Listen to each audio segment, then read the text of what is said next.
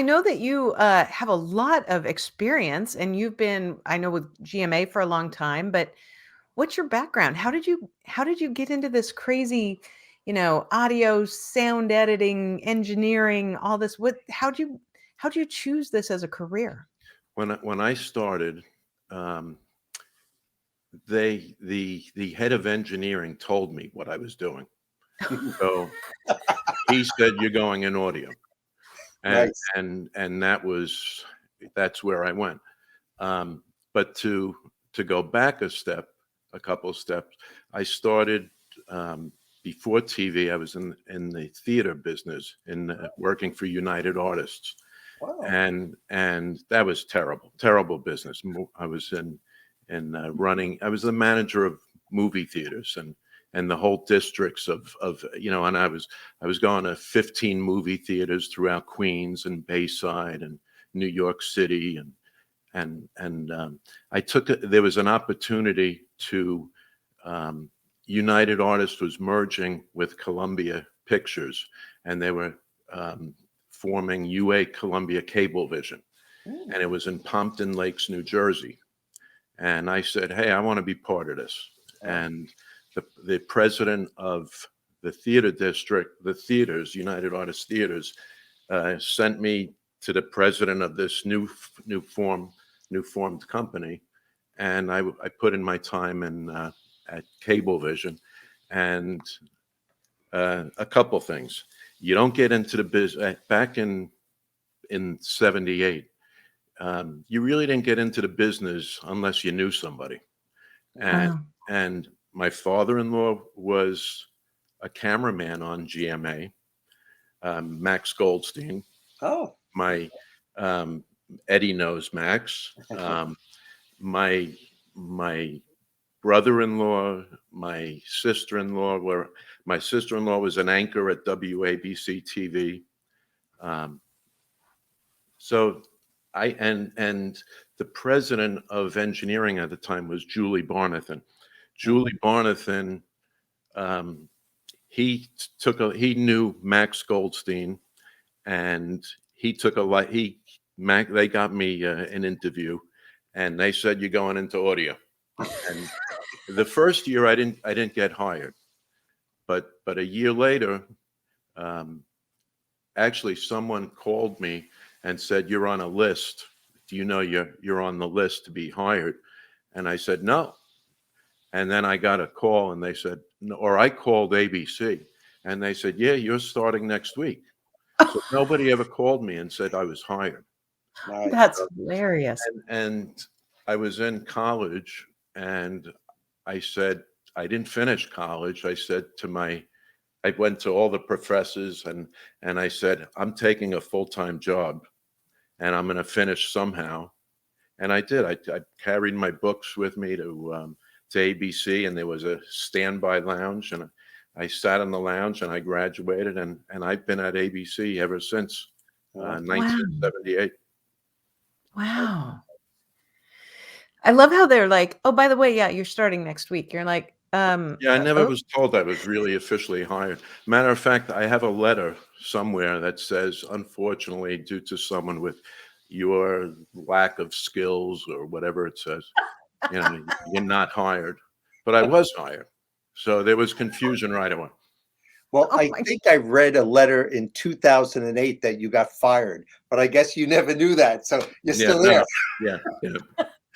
he just keeps showing up. We don't know what to do with him.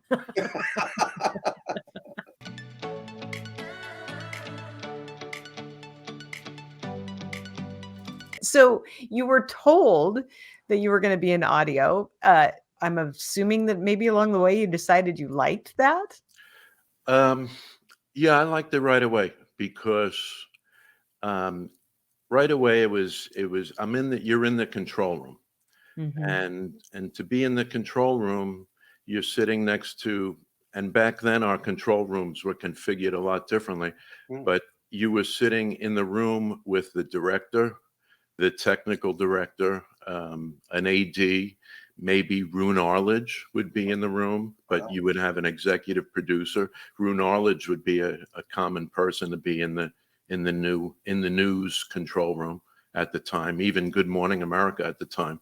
So yeah, that was where the action was. And if you're out on the floor, Eddie's out on the floor, and the stage manager is listening to the director, just like I listen to the director, but he doesn't get a chance to actually see the fist fighting that's going on in the control room. He hears it, but it's and the same thing is if I'm out on the floor, it's a different world. It's just it's almost a different business being out on the floor and being in the control room. Yeah. We forget that sometimes I get someone next to me that will comment on what we're airing, and they'll say, oh, look at that, or this person, is going to get 10 years if they get this sentence. And you say, you can't watch you can't watch TV in the control room. Mhm. It just doesn't, it's you're doing a job. So, Mhm. but and on the floor, it gives it a different perspective. So, That makes a lot of sense though, because you have to focus on what you're doing and getting that right and hoping everybody else is getting their job right so that the actual news is going on the way it needs to be. But you have a specific job. And if you get distracted by what they're talking about, you're not focused. then you don't hear the news. Yeah, you know, exactly. yeah, there's plenty of time. You're working under pressure, and you have, the president, or the, some hotshot, high price talent at ABC, all that main anchors, and a Barbara Walters type. You don't want to be the one that's holding her up, you know. Yeah. So and there could be 100 people, and you don't want to be that one person. Oh, Yeah, and the floor is totally different than it used to be. Back in the late 70s and 80s. Also, you had a bunch of camera guys all walking around, and they knew the anchors. Now the anchor comes out, and there's nobody out there. Maybe yeah. maybe one stage manager. And that's the local situation. So if there's no audio people in the control room, it's automated, and it's controlled, and it's somebody's cutting and pasting in a computer as compared to opening and closing faders, on an audio board. There's a lot of stuff that can go wrong, Yeah, and absolutely. you can get frazzled, and Absolutely.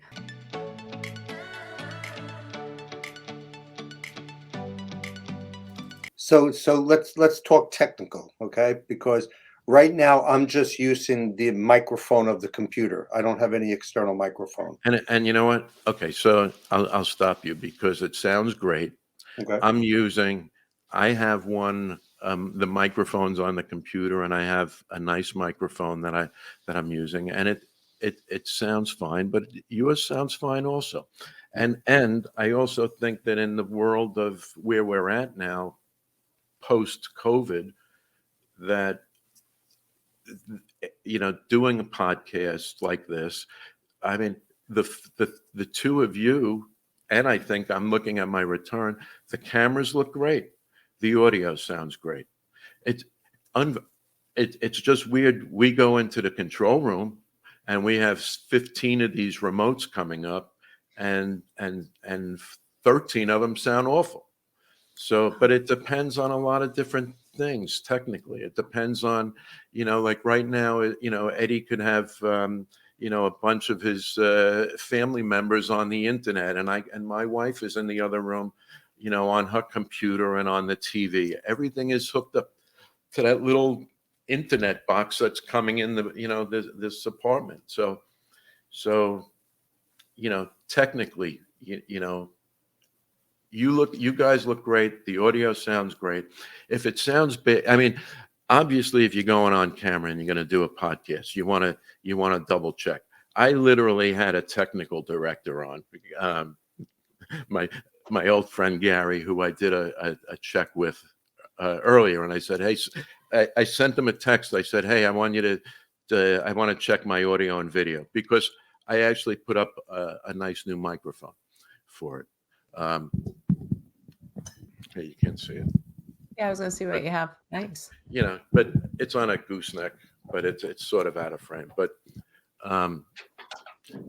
you want it to sound good. You don't want to have technical problems during, if you're on air.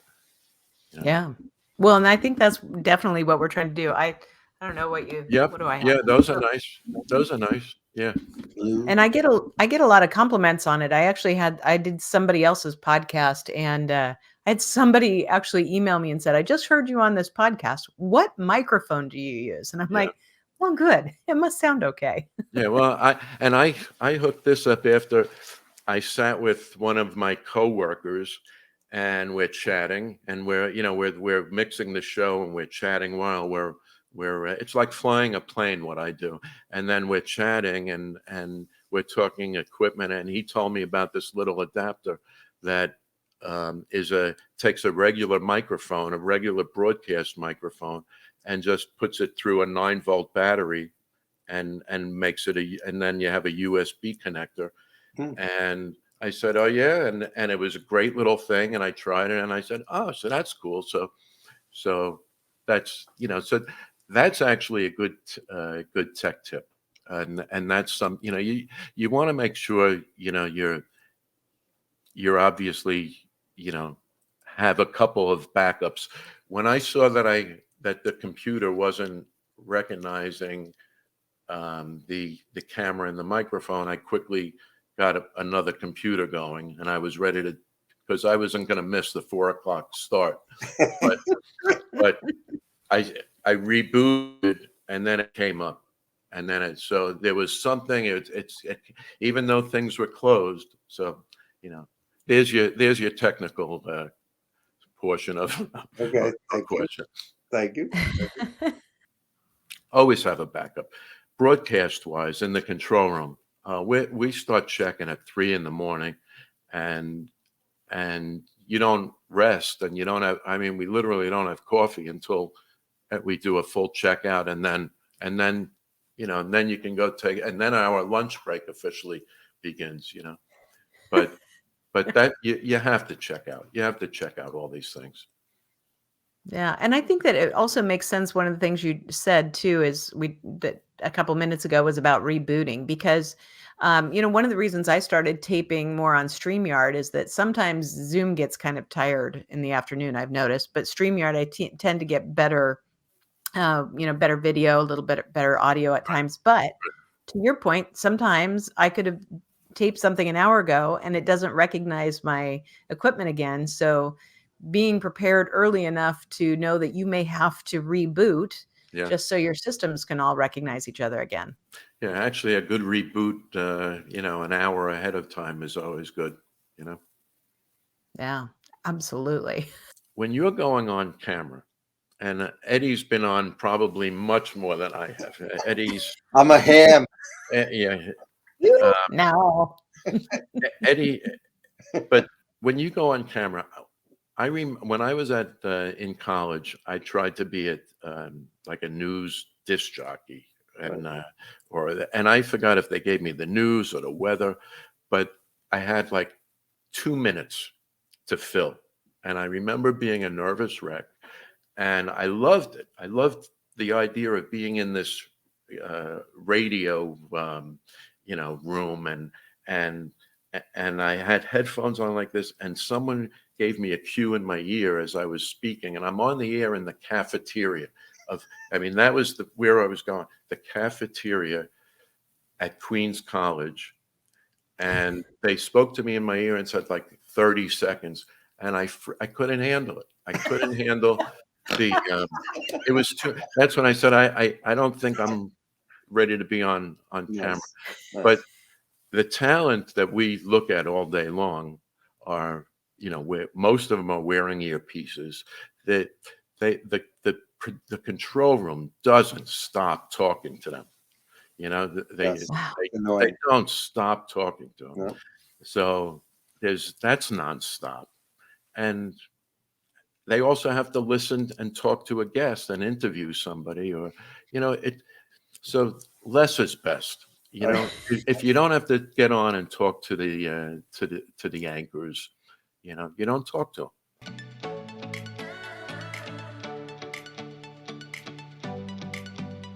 I get that often where if they've got, might be hair, might be a chunky necklace, it might be just the way their clothes hit, where it hits, it hits something that it causes a sound disruption.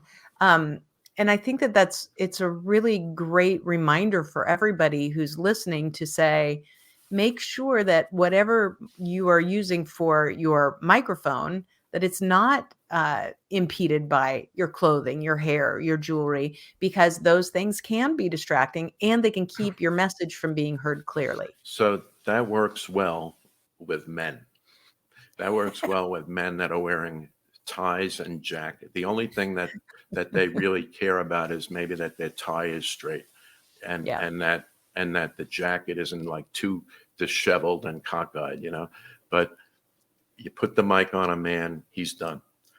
You tell a woman, hey, you can't. Try telling a woman that you can't wear the necklace, or you can't wear that dress, or you can't wear that turtleneck.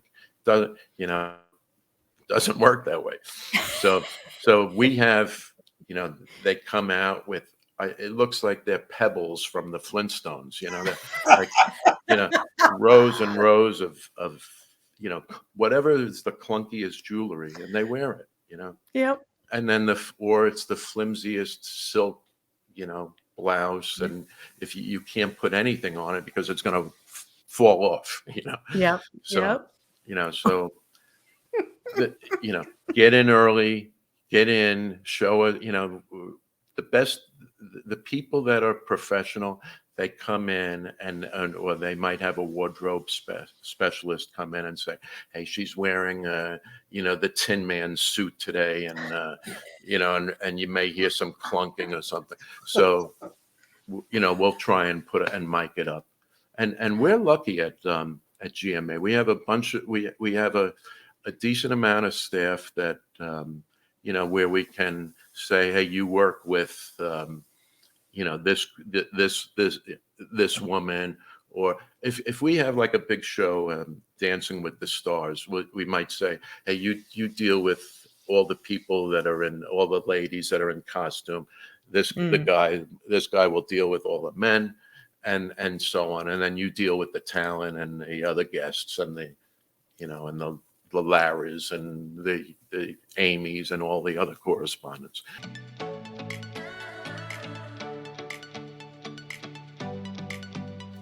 And just like, I'm looking at the two of you, and maybe more so than the director, I know that I rely on the personalities of the anchors, like who's going to speak next, and there's you just know.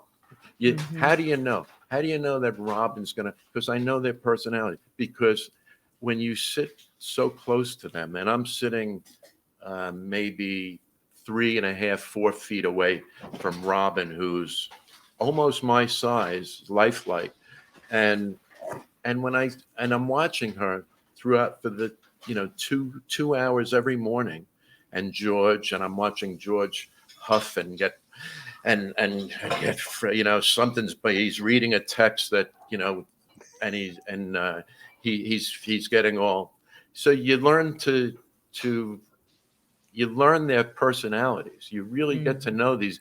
They don't know you as well as you know them. Right. But That's, yeah.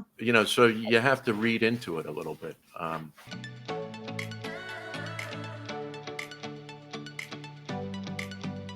Mic placement is a weird thing. But every day that, Robin will come out and her mic, because of her outfit, might be on her shoulder. And and I have to tell the audio guy in a nice way, hey, go over to Robin and tell her to move it closer.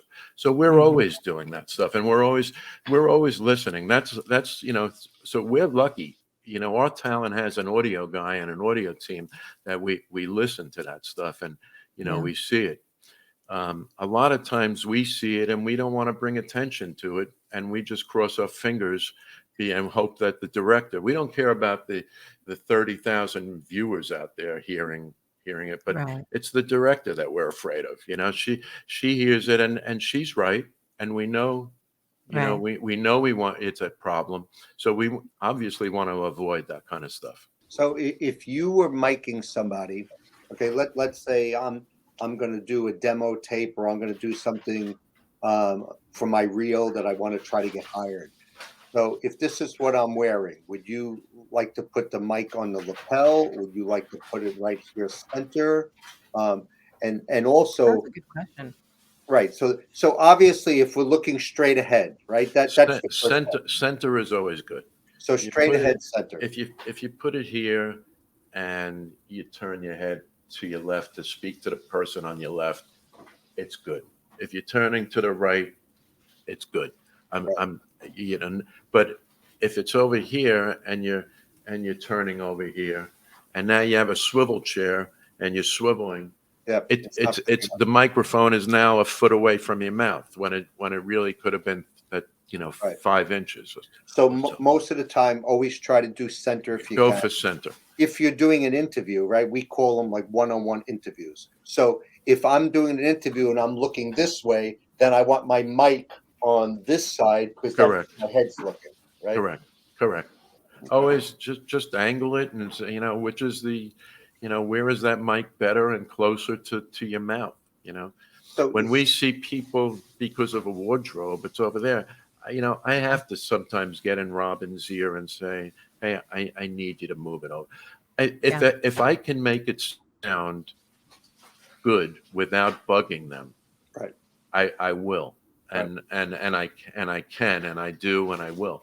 But if it sounds terrible, I have to tell them, and just say, hey, it sounds terrible. Right. And I tell them just like that. And then what are you going to do? So, and believe it or not, every once in a while you might have somebody that might say, hey, deal with it. I've had that before. Like, really? Really? But then you'll Okay. still get blamed if they don't sound good. Well, that's, but it is what it is. But, Yeah. you'd think that we're really getting resistance on putting a microphone on somebody, but Yeah. So looking at you right now, you're wearing a turtleneck, and I'm also a church musician, and there are a lot of celebrants that have, the high stuff like that. Yep. And they mic them here. And I always feel when you mic somebody here, you're getting a throaty sound. Yep. So what would you do for a person like you? I'd go on the jacket. If you're wearing a jacket, If there's no jacket, would you pinch the shirt? Yeah. Yeah. Because you don't want to do it up here, right? I do anything but up here. I hate that. Right. I hate that. Sound. It just it's terrible. If you can't, you got to come out and but right in your throat, no, you don't want that. That makes a lot of sense. I never thought about that. But you're right. I mean, honestly, having somebody just even wearing a turtleneck could definitely be a problem. Yeah, you really don't want the microphone touching your skin, like really into your throat and on your skin. Well, I want it to be out and somewhere a couple of inches away from your mouth. Okay. Of all the years that I've been, because I speak on stage and I used to sing long ago. So I've had mics on me my whole life, I feel like. But one of the smartest things that I ever purchased is it's almost like a blood pressure cuff kind of thing. Yep. And I can take a lavalier, the battery pack and, the on off switch part, and I can put it in that, and I can put it on my leg or, something that is under my clothes. So, you're still pulling the cords out, everything. Wow. But I'll tell you, that was the smartest purchase I ever made, because no matter what I'm wearing, I can make it work. Yeah. So, It's not always pretty. Yeah. I see some of the people, they get mic'd on their leg, right? On their thigh, they put that wrap around. So then their dress doesn't have a pack in the back. But then there are some women, right, that they mic them on the back on their bra. Right. So as long as the director doesn't shoot that, then it's cool. But once you shoot that, then you got this hump in your back. Yeah. No. Then they look like the humpback. Yeah. I see. And you say, that's when you close your eyes in the audio room and say, I don't know what the audio guy did down out on the floor. But, and that's, but that, no, there's too much equipment back there. Yeah. Oh my gosh, I've seen that too. There's a gal on our local 6ABC, or maybe she's on another one. Anyway, on one of our channels in Philly, and she'll have that mic, that strap around her ankle. So sometimes they'll do a wide shot of her, and you'll see it on her ankle, and it looks like she's been let out of prison. Yeah. And I'm always laughing, but I'm like, she doesn't, she knows it's being videoed, and she doesn't care. And I'm like, whatever, go for it. It looks better than having a hump in your back. Yeah. Well, a lot of the equipment is, is small enough now that it can almost be concealed. Like we have 2 different size microphones, one for the high price talent, and then when the guests come on, we give them the bigger microphones, depending of but the earpieces are tiny little earpieces that Diane Sawyer shook her head and it fell in her coffee one morning. They're tiny little. They've fallen out and we can't find them on the floor. They've fallen into men's cuffs in their pants, or they're in their pockets in that little, the corner of the pocket. That's so funny. It is tiny. You can conceal this stuff. And then, sometimes we see these people, that have, worked with us, and they've sort of worked on Broadway or in commercials or in movies, and they want to mic up the talent, and they're just spending too much time with it. And we go back to the bugging them again,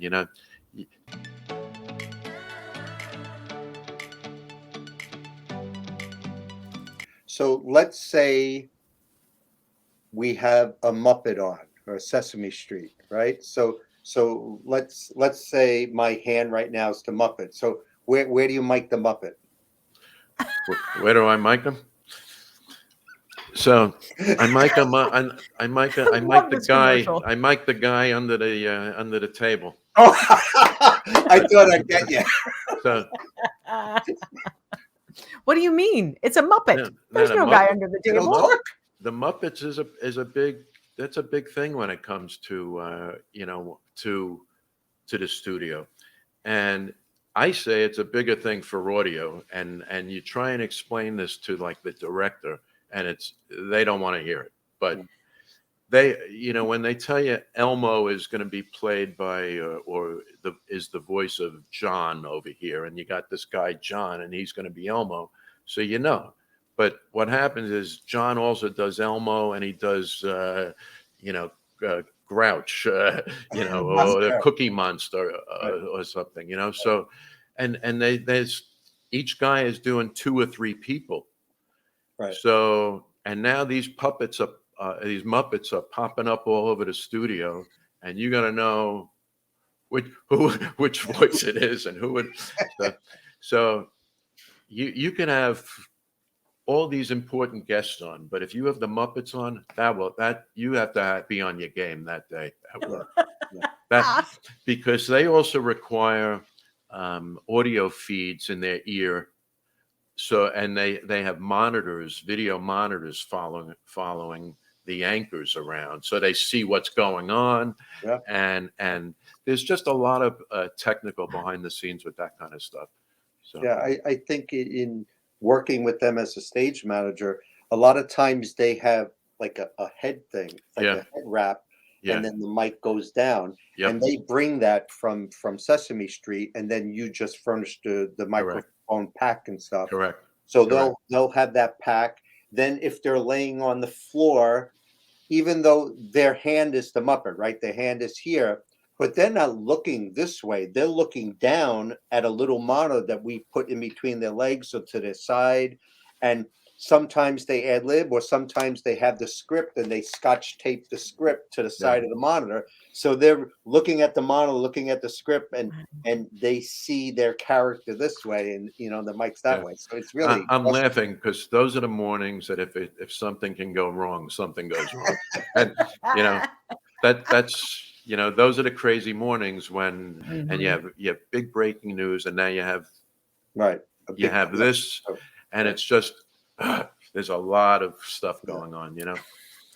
So, and And those are it doesn't matter if it's news or more entertainment side, and they're promoting a movie or something. It doesn't matter. You still, the audio and the video and the product has to be out up there and good. And and those are that's the days when those are the days when you're like, "I really needed that coffee, and I haven't had it yet." Right, right, right. and I think that's one of the things that I commend our director and the whole crew for Good Morning America, because it is a live 2-hour show, and it's news, it's entertainment. There's cooking, there's fashion, there's interviews, there's remotes. So everybody, even when you're working audio and stuff, you have the anchors, you have guests, you have the Zoom remotes, you have this, you have that. It's a lot of work. It's a top show, and I think that's one of the reasons why I've stayed there so long, because it's enjoyable. And even though we do the same thing as a stage manager, audio person, every day is different Yeah, because it's the not it's lights not sound the same. It's not the same thing. right, It's a formatted template, right, but within that format, every day is different, and just having the ability to have 12 or 15 segments, a news segment, and then later on a cooking segment. It's you're doing 15 shows within one show. Other Yeah. shows, if you can look at the Cooking Network, or hey, they're cooking for an hour, or they're selling a house and flipping a house for an hour. But we're doing 15 shows within that 2-hour period. So Mhm. technically, it's as an audio guy, when I started, I knew that was the management people at always considered the audio person at Good Morning America was the hardest job and the hardest show to mix at ABC. yeah, And it was back then, back in the 70s, and it continues to be the same, you know, busy show. And I'm not saying, I would assume that today's show and the other competition morning shows are pretty much the same. But that's what made me sort of stay at the show for sure. as long as I have been. And um, when I started in '78, the first show I walked through, the first day I walked through the studio where GMA was on 67th Street, and it was just an amazing thing to be walked through and to be part of. Yeah, Uh, to see the just the activity on the studio floor, and then what was going on in the control room. It was great. The audio person before me, um, John Sherrod, I'll mention his name love him. because we all loved him, Big time. and he was working on the show for about 17 years, and I would come in and fill in different aspects on the show, whether it was music or just playing music, going in and out of commercials, and or being there for communications purposes. But I would fill in, and John, I would look at this guy, and he did this show every day, Yeah, and for 17 years, and I said, I can't believe this guy has been here for 17 years, and eventually, about 20 something years ago, ABC told me that I was going to go to GMA, and I've been there longer than John. mm, Mm. So that's kind of a weird thing. Um, but I look at it as, it's because it's the kind of show it is, and the amount of stuff that's technical stuff that's going on in it, the learning factor, the technology, and just the fact that it's now you look at it's we're probably the busiest studio that ABC has, yes. Mhm. and I mean, we're cranking out plenty of shows every week and a lot of TV, a lot, that we do a lot of specials, year enders. Even the facility, does, well, was doing Rockin' New Year's Eve in Times Square. So they do, technically, it's the innovative place to be.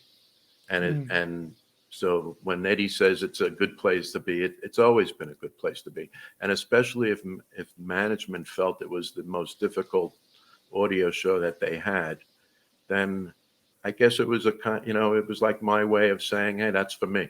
So, Yeah. so I've been there. I also just want to, I'm very lucky. I've been there a long time. The company has been very good to me. I have both my daughters now. I told you I had a bunch of family at the beginning, but I have both daughters working with me.